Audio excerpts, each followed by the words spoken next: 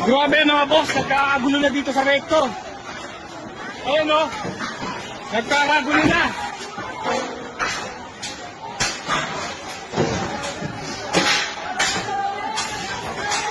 Inawasak na yung sobo.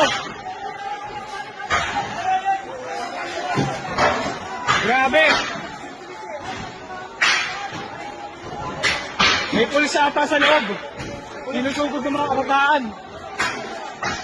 Grabe nangyayari ngayon. Babatuhan.